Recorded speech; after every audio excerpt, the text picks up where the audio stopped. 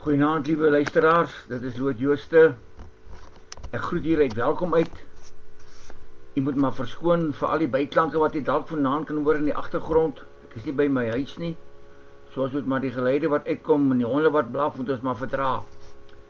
Ons skriflesing vanaand vind ons in Genesis hoofstuk 6. Ek lees vir julle gedeelte of die begingedeelte van die verhaal oor Noag. Noag tot daar waar hy die ark begin bou het. Begin by vers 1.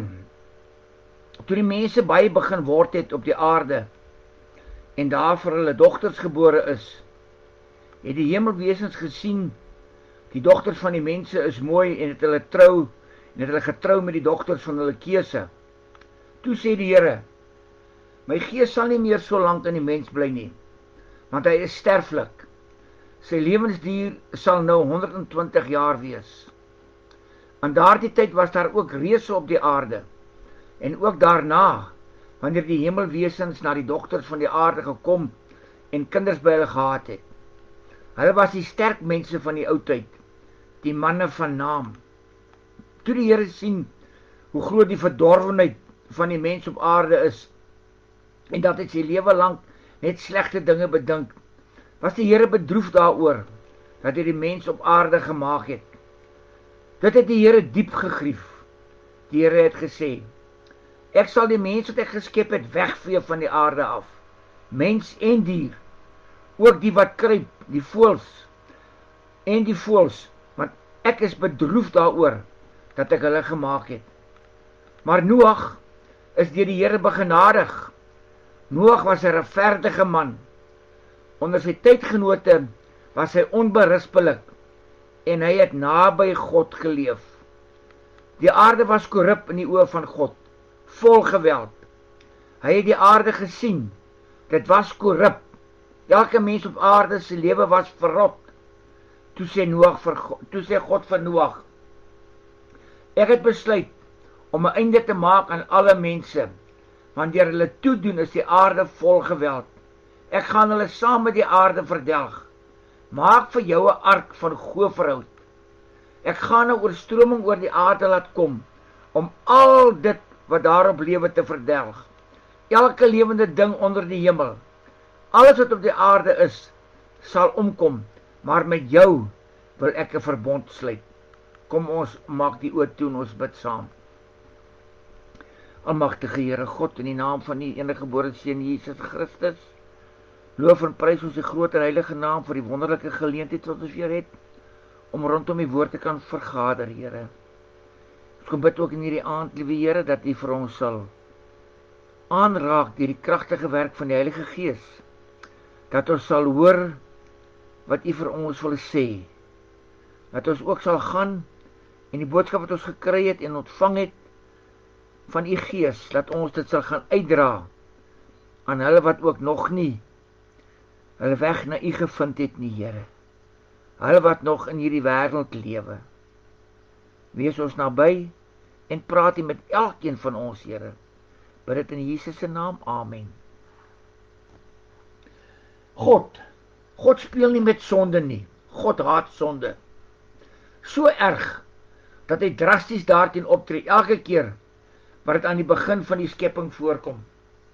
Sonde is ongehoorsaamheid aan God, rebellie teen God. Net soos wat ouers ongehoorsame kinders straf, daarvoor en regeringsrebellies teen hulle onmiddellik met geweld onderdruk, so het God met goddelike oordeel opgetree, teen sy skepsels wanneer hulle ongehoorsaam was aan sy voorskrifte in die begin van die skepping. God het eerstens vir Adam en Eva verblyfreg verbied in die tuin van Eden. Hy verklaar Adam tot swerwer en hy vernietig die aarde met 'n vloed om die sondige mense wat teen hom rebelleer uit te wis. Maar telkens, en dit is so belangrik, telkens sien ons ook God se liefde, barmhartigheid en genade nadat hy gestraf het. Hy maak vir Adam en Eva klere om hulle naaktheid te bedek. Hy spaar hulle lewens. Hy gee aan Kain 'n teken om hom te beskerm teen vyandige mense. Hy laat die regverdige Noag en sy gesin saam met diere beskerming vind teen die vloed in die veiligheid van die ark. Net soos mense die vra of was die optrede van God nie 'n bietjie kras met die sondeval in die tuin van Eden nie? Kon God nie maar vir Adam en Eva 'n ligter straf gegee het, ander as om hulle net se muur uit die paradys uit te jaag nie? Was dit nodig dat die mensdom met die erfsonde besmet moes word? Word hierdie tipe vraag ten opsigte van die voetverhaal gevra? Word die Skepper God se optrede teen die sondige mens weer eens bevraagteken? Betwyfel die maaksel weer eens sy maker se regverdigheid, sy suiwere motiewe vir die gebruik van die watervloed?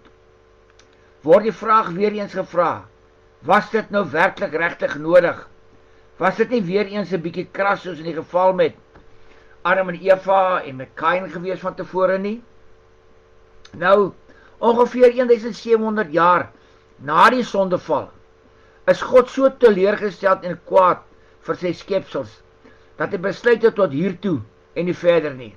Daar moet 'n einde gemaak word aan hierdie teleurstellende deel van die skepping.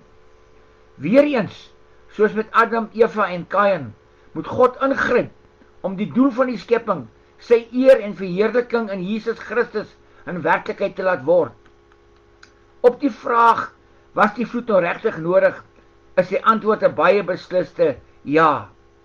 Die verderf, die sonde, die ongehoorsaamheid aan God, die totale opstand teen God was teen hierdie tyd alreeds so geweldig groot en deel van die mens, dat dit 'n wesenskenmerk van die mensdom geword het.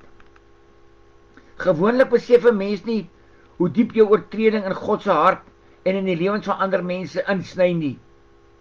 Die eerste 4 verse van hoofstuk 6 skets hoe diep die mens al in sy sondeverering verval het, terwyl die tweede gedeelte in menslike beelde toon die hartverskeurende effek wat dit op God het. Die identiteit van die hemelwesens het al baie dispute ontlok onder teoloë deur die eeue heen. Letterlik staan daar in die geskrifte godeseuns, wat ook in Job, Daniël en Psalms voorkom. Telkens word die uitdrukking gebruik vir wesens wat volgens destydse opvattings 'n hemelse raadsvergadering gevorm het. Dit moenie letterlik as Israel se siening van God se hemelse hofhouding verstaan word nie. Dit sou neerkom op die aanname dat engele hierdie hemelswesens was, wat nie waar is nie. Teen hierdie standpunt van engele is daar baie besliste besware. Eerder moet hier verstaan word dat die Bybel besig is met 'n argument teen die heersende opvatting dat hierdie hemelwesens engele was. Daarom word die heidense opvatting, terwille van die argument dat 'n besondere groot of sterk of slim persoon nie 'n gewone mens kan wees nie, maar deels van bo-menslike wesens moet afstam, voorlopig aanvaar. Dit word voorlopig aanvaar deur ten einde eintlik te kan sê, die blote bestaan van sulke opvattings is tekens van die mense pogings om die godgestelde grense tussen die menslike en die bo-menslike te oorskry. Dis hoekom ons ook graag gepraat het van die hemelwesens, hulle het hierdie groot manne vereer. Hulle het aanvaar dat hulle kom uit die hemel uit. Dit is maar weer die ou bekende sonde van opstand teen God, die poging om soos God te wil word. Synde en herhaling van die tuinsonde en die Kainsonde, moet God dit met felheid teenstaan. Vandaar laat hy die sonvloed plaasvind. Soos in die tuinsonde en die Kainsonde, tree God se genade weer eens sterk na vore en staan God die mens se sonde, rebellie teen, deur die mens se lewensduur tot 120 jaar te beperk. Enige aansprake op gode afkoms as die oorsaak vir sonde, sou hierdeur die nek ingeslaan word.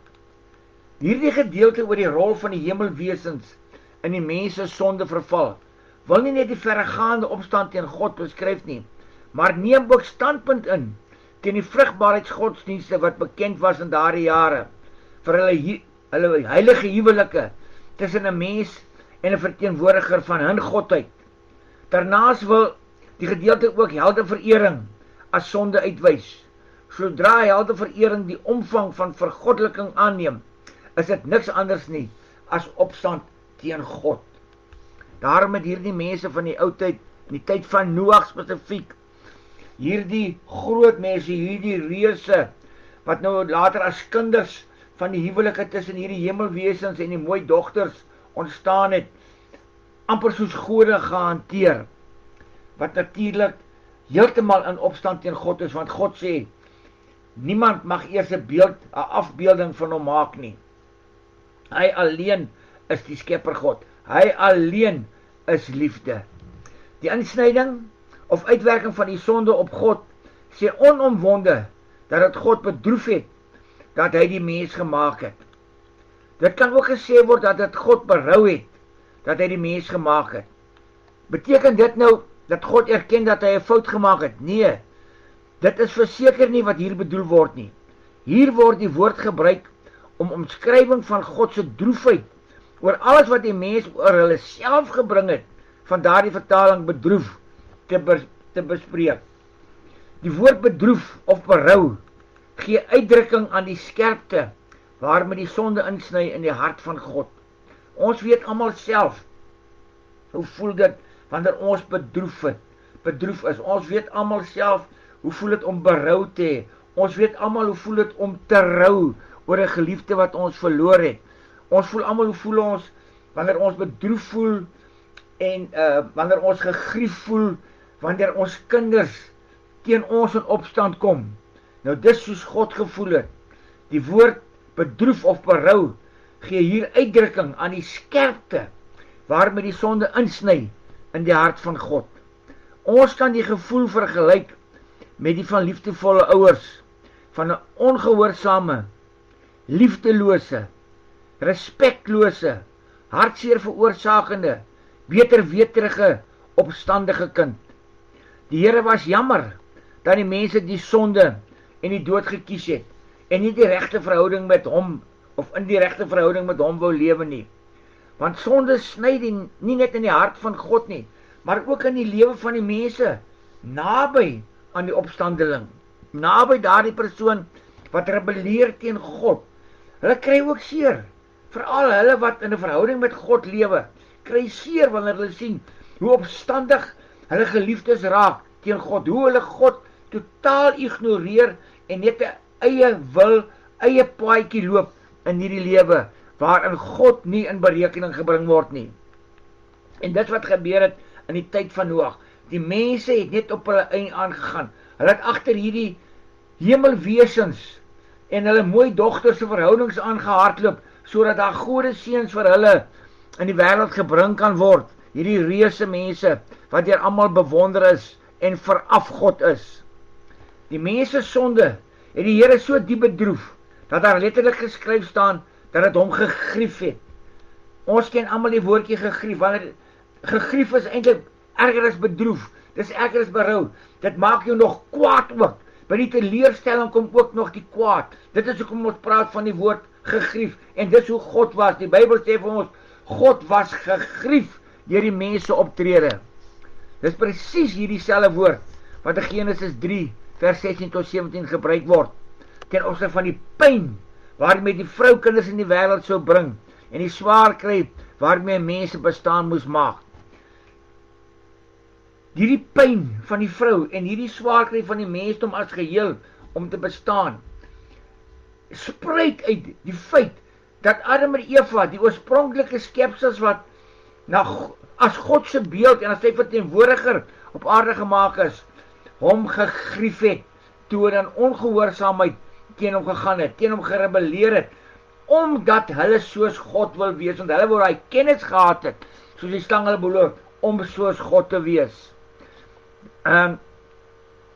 Hy het dit in sy eie wese beleef, God het hierdie pyn in sy wese beleef. Daarmee het ons die begin van 'n God, wat die smart van die wat die wêreld op homself geneem het. Ons God staan nie onverskillig teenoor ons smarte nie. Hy ken ons smarte, maar hy ken ook die smart wat hy het, as gevolg van ons optrede teen hom. Die smart wat God dra, en in Jesus aan die kruis op Golgotha gedra het, is nie net die pyn van daardie geslag in Noag se tyd nie, maar ook dit, wat ons vandag aan hom aandoen, grief God. Dit het maak dat God ook berou het, dat hy ook bedroef voel oor sy skepsels wat so in opstand kom teen hom. Want sonde doen is niks anderster as opstand teen God nie, het ons gesê. Nou, wat ons nie besef elke dag nie, is dat hierdie sonde wat ons doen, bly by ons, as ons nie breek daarmee nie. Ons kan nie net aan mekaar, ek praat nou spesifiek met kinders van God, met Christene wat alreeds tot die vlak van kind van God gevorder het. Dit maak nie saak dat ons elke dag bekeer, maar môre doen ons weer presies dieselfde nie. Ons bedroef God daardeur. Daarom sê God ook later vir ons, in die Nuwe Testament skryf Paulus, God laat nie met hom spot nie, en moet God weer optree. Ons sal dit ook later weer sien. Kom ons staan vir 'n paar oomblikke stil, by die berou van God die Vader. Daar word op verskeie plekke in die Bybel gesê, dat God oor een of ander saak berou het. Eksodus 32 vers 14, toe die Here daarvan afgesien, om die ramp waarvan hy gepraat het, oor sy volk te bring. 1 Samuel 15 vers 11, toe het die woord van die Here tot Samuel gekom, ek is bedroef daaroor, dat ek Saul koning gemaak het, want hy het van my af weggedraai, en nie my opdragte uitgevoer nie. Jeremia 18 vers 7 tot 8, een oomblik kondig ek aan, dat ek 'n nasie, 'n koninkryk sal afbreek, sal uitroei, sal vernietig.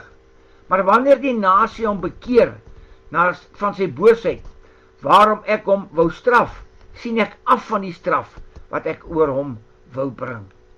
Joel 2 vers 13, skeer julle harte, nie julle klere nie, kom terug na die Here julle God toe, hy is genadig en barmhartig, hy is lankmoedig en vol liefde, hy is bereid om straf te herroep.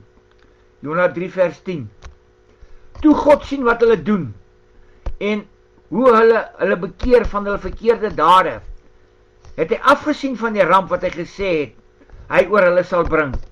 Hy het nie die ramp gestuur nie.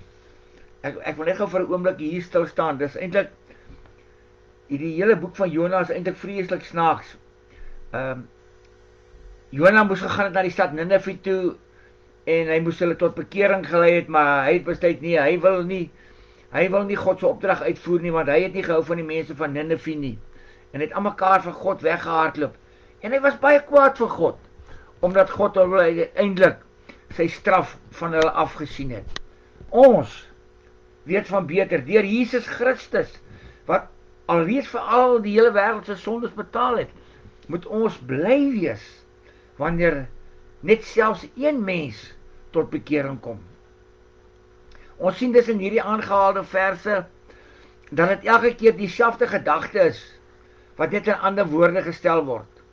Daarteenoor word daar net 2 keer gesê, dat God nie berou het nie van gedagte sal verander nie. En dit kry ons in Numeri 23 vers 19.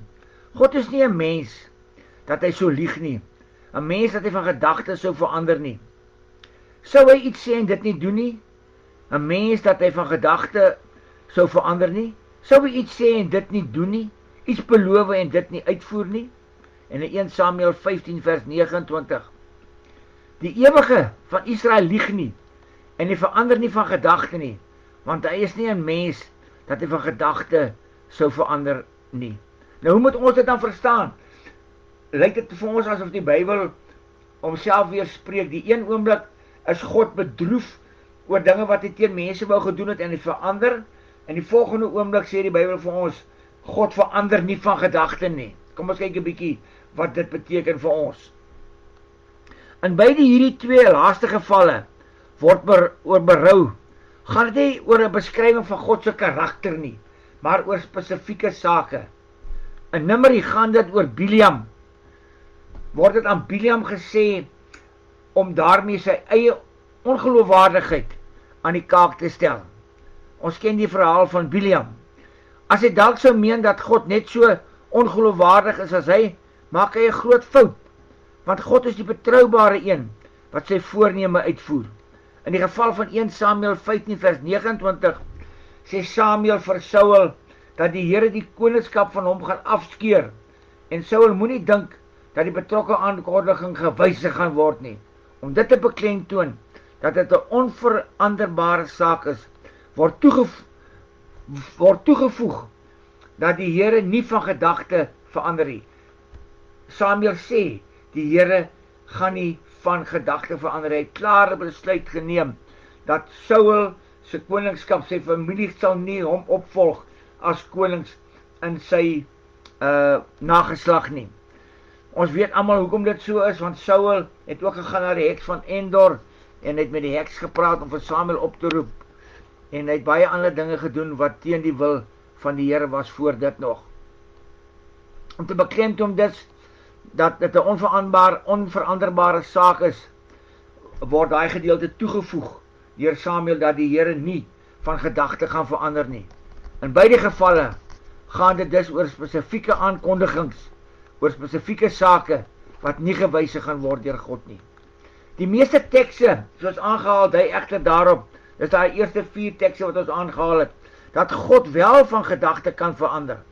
Dit gebeur veral wanneer mense hulle bekeer, en soms wanneer hulle nie wil bekeer nie, maar teen hulle beter wete in volhard in hulle sondes.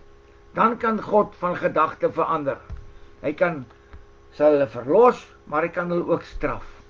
Ons moet besonder bly en dankbaar teenoor God wees, dat God sy gedagtes kan verander, wanneer mense hulle lewens deur die werking van die Heilige Gees met hom regmaak. So dikwels dink mense dat God onverbiddelik aan sy bepalings vashou. Nee, ons het so pas gehoor, hy is nie 'n gevangene van sy eie bepalings nie, en terwille van die mensdom, wie hy so lief het, is hy nie net bereid om sy seun Jesus Christus te gestuur het om vir sy of haar sondes aan die kruis op Golgotha te kom betaal nie, maar ook om sy besluite ten goeie vir die sondaar te heroorweeg. In die tyd van Noag was daar nog nie 'n Jesus Christus wat op Golgotha gesterf het nie. Maar dit was alreeds in God se gedagte. God is die alwetende en die almagtige God. En dat hy en Jesus Christus alreeds geweet, dat daar gaan 'n tyd kom, wanneer Jesus moet kom betaal vir die mense sonde.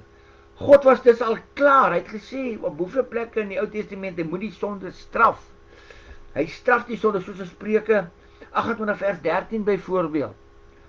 Maar hy het ook geweet, hy kan van gedagte verander, indien mense na hom sou draai.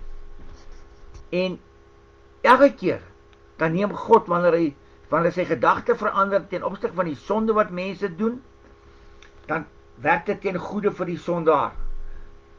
Behalwe wanneer God sê, my gedagtes rondom jou sal nie verander nie. En dit is baie belangrik, dat ons in vreugde teenoor God sal jubel en juig, want ook die engele in die hemel juig, wanneer mense hulle na God draai, omdat God sy gedagte verander het, omtrent die sonde, en Jesus Christus vir ons sondes laat betaal het, en nie ons wat vir die sondes meer hoef te betaal nie.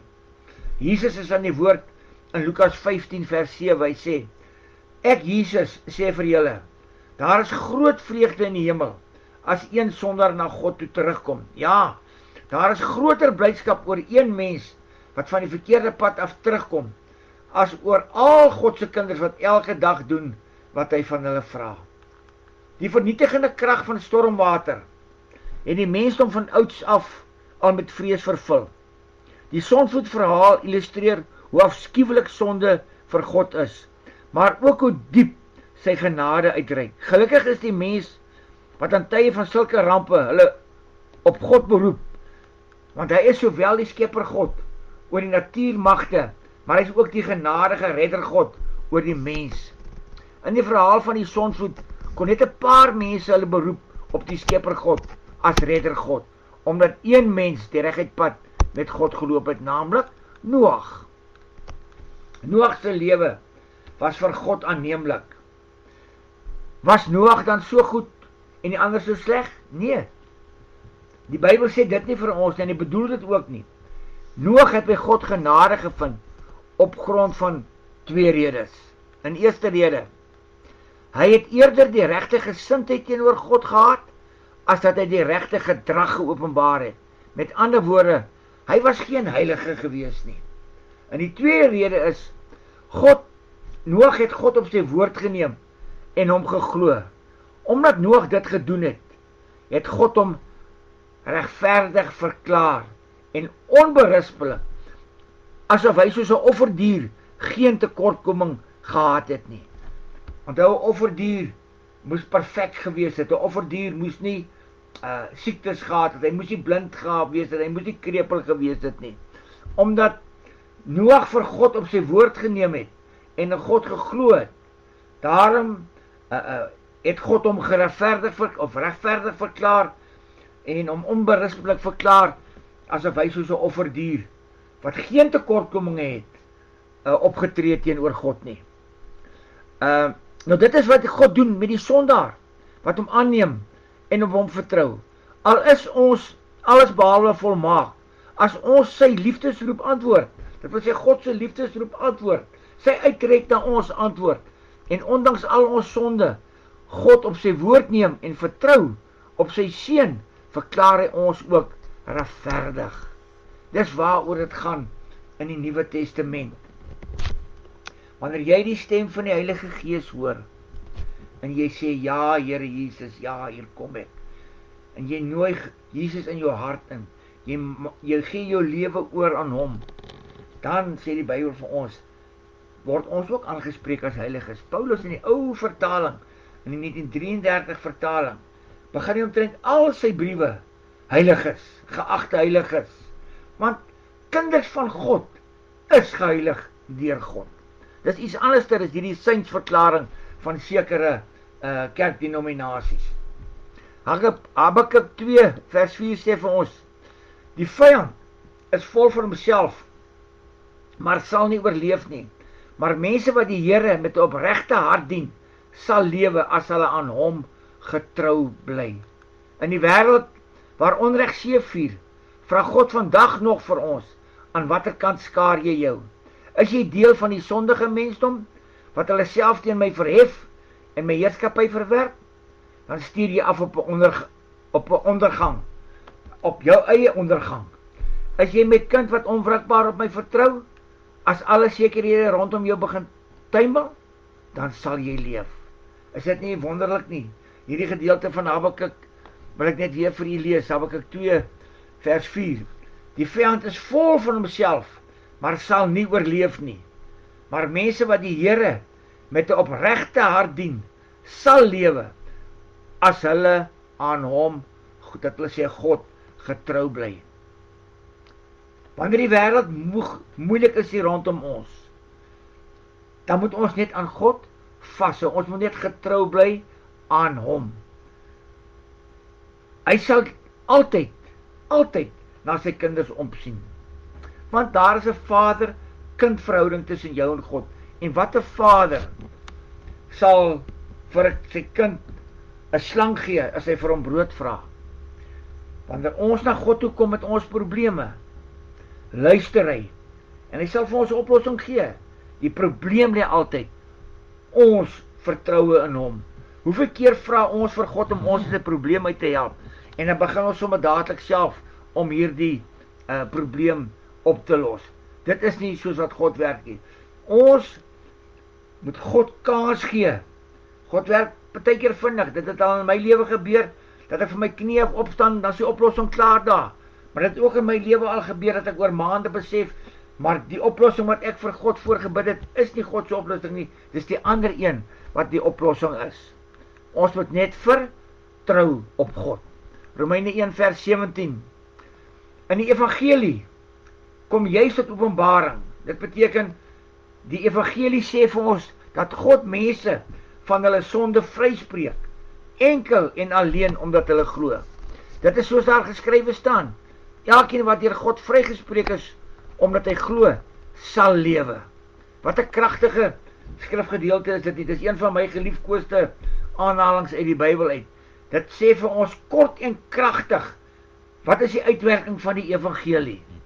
In die evangelie kom juist tot openbaring, dat God mense van hulle sondes vryspreek, enkel en alleen omdat hulle glo. Dit is soos daar geskrywe staan, elkeen wat deur God vrygespreek is, omdat hy glo, sal lewe.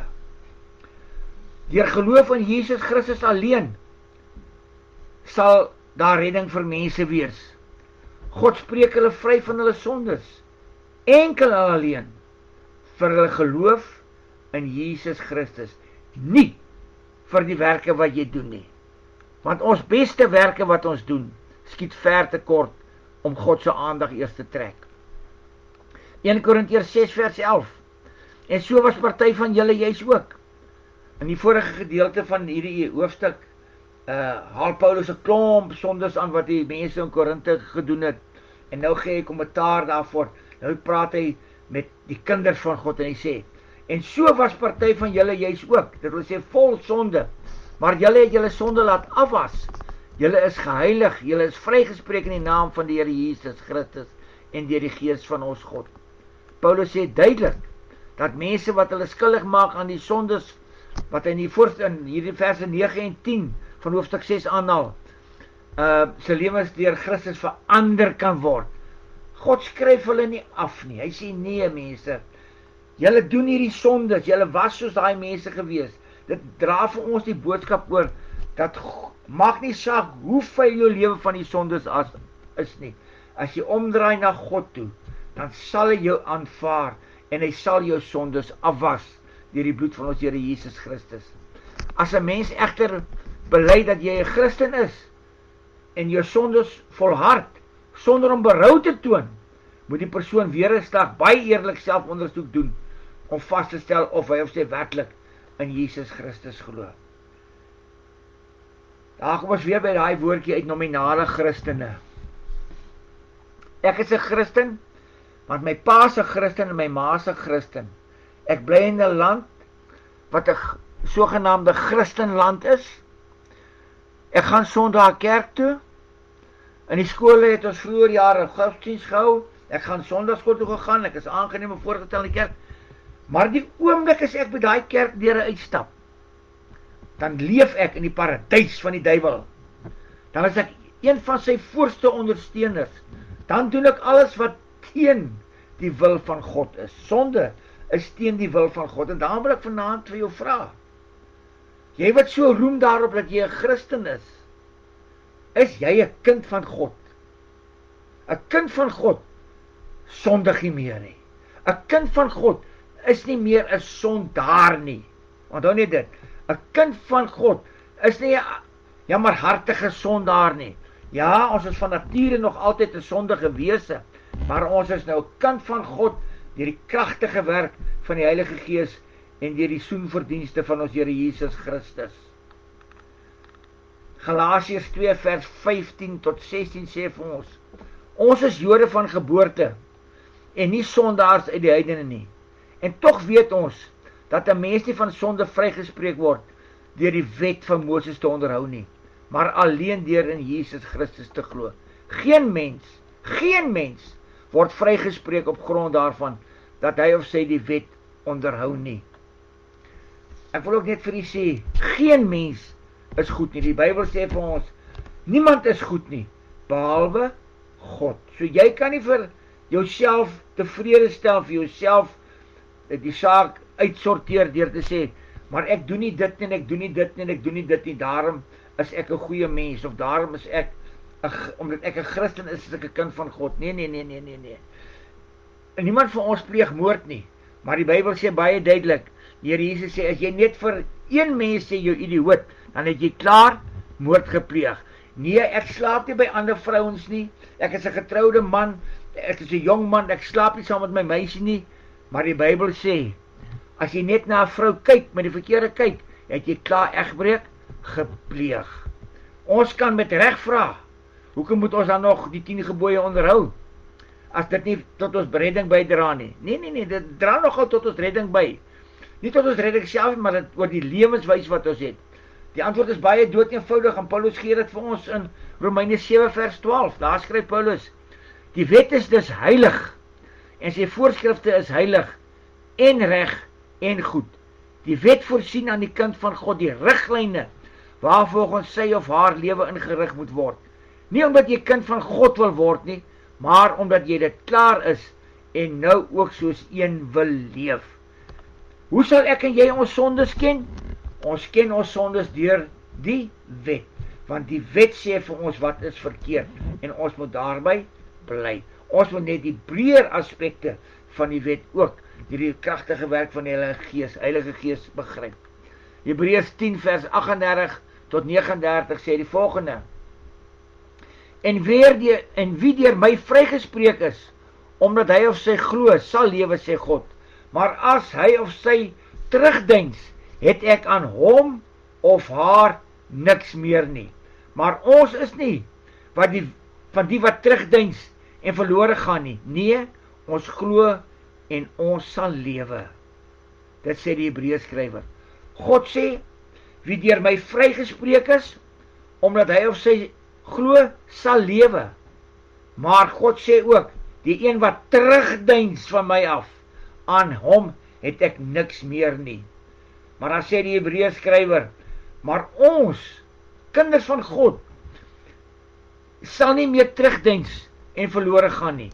Nee, ons glo en ons sal lewe. Mense, dis so gevaarlik. Jy kan nie, Paulus sê, jy kan nie die eendag aan die kant van God staan. Hy noem dit die Heilige Gees staan, en die volgende oomblik, volgende dag aan die kant van die Satan staan nie. Jy kan nie so leef nie. Jy kan nie die eendag voluit gaan vir God, en dan volgende dag onder moeilike omstandighede, dan deins jy terug nie, of jy gee jou oor aan die versoekings, die genietinge van die wêreld nie. Nee, ons glo in Jesus Christus, en omdat ons glo, sal ons lewe, en sal ons breek met die sonde. Ek wil net afsluit met 2 vrae wat ek van u wil vra. Waar staan jy? Waar staan jy aan die kant van Noag en sy familielede, of aan die kant van die res van die mensdom wat in hulle sonde vasgevang is? Die waarheid van redding ken, maar luister nou mooi, maar God bedroef en die hel bo die hemel verkies, deurdat hulle nie met die sonde wil breek nie. Mense, dit is so belangrik. Jy kan God ken as 'n historiese God. Jy kan God ken as een wat die rooi lyn aan die ander kant telefoon antwoord wanneer jy in die moeilikheid is. Of jy kan God ken as die almagtige skepper God. En jy kan Jesus Christus ken as jou redder. Is jou keuse. Watter een van hierdie 3 eienskappe van God of van Jesus staan jy by? Aan die 2 wat net nodig is wanneer jy hulp nodig het, of wat jy net in die verre geskiedenis van gehoor het? Of is God en jy in 'n vader-kind verhouding? Ek vra weer vir jou, waar staan jy? Aan die kant van Noag en sy 7 familielede? Of aan die kant van die res van die mensdom in daardie tyd, wat in hulle sondes vasgevang is, die waarheid van die redding gehoor het en geken het, want hulle het van Noag gesien, maar God bedroef en die hel bo die hemel verkies, deurdat hulle nie met die sonde wil breek nie. Hulle het vir Noag gelag en bespot. Hulle wou nie met hulle verkeerde dade breek nie. Die tweede vraag wat ek vir jou wil vra is, jy wat daarop roem dat jy 'n kind van God is, hoeveel keer het jy al die saad van die evangelie gesaai, deur die boodskap van redding, met jou verlore geliefdes, of ander te deel, of raak dit jou nie, dat hulle verdrink in die stormwaters van hulle sondes nie? Wil weer vir jou hierdie vraag vra. Jy wat daarop beroem, dat jy kind van God is, hoeveel keer het jy al die saad van die evangelie gesaai, deur die boodskap van redding, met jou verlore geliefdes, of ander te deel, of raak dit jou nie, dat hulle verdrink in die stormwaters van hulle sondes nie? Onthou, ons deel die evangelie, omdat ons gehoorsaam is aan ons hemelse Vader se groot opdrag, en omdat ons mense lief het, en net die beste vir hulle wil hê. En wat is die beste? Redding deur geloof in Jesus Christus alleen. Amen. Kom ons maak die oë toe. Here, ons kom in nederigheid na U toe. En ons vra vir U, wees ons genadig, Here. Wees ons genadig om aan die kant van ons Here Jesus Christus te staan. Lei ons deur die kragtige werk van die Heilige Gees, om nie terug te deins nie, Here. Om nie skaam te wees vir die verkondiging van die evangelie nie. Geef vir ons innerlike krag, geef vir ons innerlike sterkte, maar geef vir ons die innerlike begeerte om die evangelie uit te dra na 'n wêreld wat dit so nodig het, Here. Dankie, liewe Here, vir die voorbeeld van Noag in U woord. Dankie vir 'n man wat regverdig was, wat vasgestaan het teen die res van die wêreld en saam met hom sy familie, Here. Dankie vir die verhaal van die sonvloed, Heer, wat vir ons duidelik vertel saam met die geskiedenis van Kain en saam met die geskiedenis van Adam en Eva, dat U 'n God is wat die sonde haat, maar dat U tog ook daar dieselfde God is wat liefde is, wat nie die mens wil straf nie, wat elke keer vir ons teen die boesem vasdruk. Dankie daarvoor, Here, dat U dit van die begin af vir ons wys. U liefde, U onfeilbare liefde. En dat U later, Here, 2000 jaar terug, vir ons onomwonde van U liefde verseker het, toe U seun Jesus Christus aan daardie vloekhout vasgespijker het, sodat daar vir ons redding deur sy bloed kan kom. Skenk dan ook, Here, aan elkeen van ons daardie vaste geloof om in Jesus Christus alleen te vertrou vir ons redding.